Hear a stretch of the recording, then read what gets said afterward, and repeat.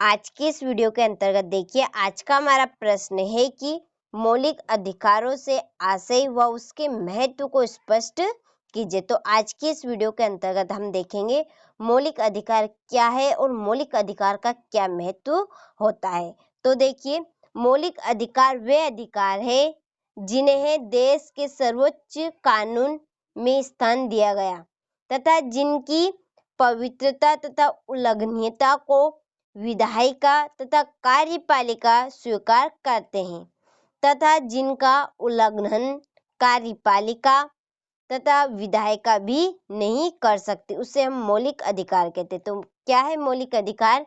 कि वे अधिकार जिन्हें देश के सर्वोच्च कानून बनाने में स्थान दिया गया है, जिनकी पवित्रता और उल्लंघनता को विधायिका और कार्यपालिका स्वीकार करते हैं और जिनका उल्लंघन कार्यपालिका और विधायिका भी नहीं कर सकती, उसे हम मौलिक अधिकार कहते हैं। या कह सकते हैं कि वे सारे अधिकार जो लोगों के जीवन के लिए महत्वपूर्ण होते हैं या समझे जाते हैं और ये अधिकार उन्हीं लोगों को दिए जाते हैं जो उस देश के नागरिक होते हैं, तो वह मौलिक अधिकार होते हैं।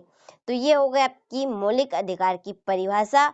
अब हम देखते हैं मौलिक अधिकार का क्या महत्व होता है। तो महत्व निम्न प्रकार से, नंबर 1 व्यक्ति के विकास में सहायक।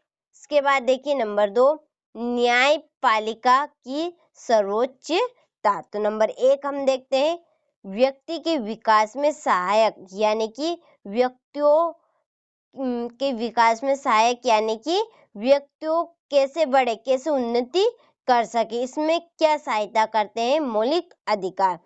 तो मौलिक अधिकार उन परिस्थितियों को उपलब्ध कराते हैं, यानी कि उन सेवाओं को, उन कंडीशनों को उपलब्ध कराते हैं कि जिनकी सहायता से, जिनकी मदद से, जिनके आधार पर व्यक्ति अपनी मानसिक, शारीरिक, नैतिक, सामाजिक, धार्मिक आदि क्षेत्रों में उन्नति कर सकता है। तो मौलिक अधिकार क्या सहायता करते हैं व्यक्ति के विकास में, कि उन परिस्थितियों को उपलब्ध कराते हैं, उन सेवाओं को उपलब्ध कराते हैं कि जिनके आधार पर व्यक्ति अपनी मानसिक, शारीरिक और नैतिक एवं सामाजिक, धार्मिक आदि क्षेत्रों में उन्नति कर सकता है, यानी कि आगे बढ़ सकता है। तो व्यक्ति के विकास में सहायक, तो आप यहाँ से अच्छे से स्क्रीनशॉट लीजिए इसका और कंप्लीट कीजिएगा।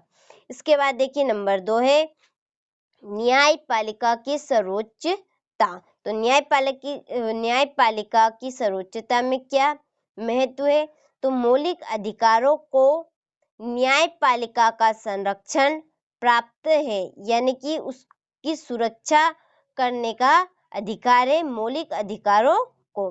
तो इस कारण की वजह से कार्यपालिका और व्यवस्थापिका नागरिकों के मौलिक अधिकारों में हस्तक्षेप नहीं कर सकती। तो न्यायपालिका में कार्यपालिका और व्यवस्थापिका नागरिकों के मौलिक अधिकारों में हस्तक्षेप नहीं कर सकती।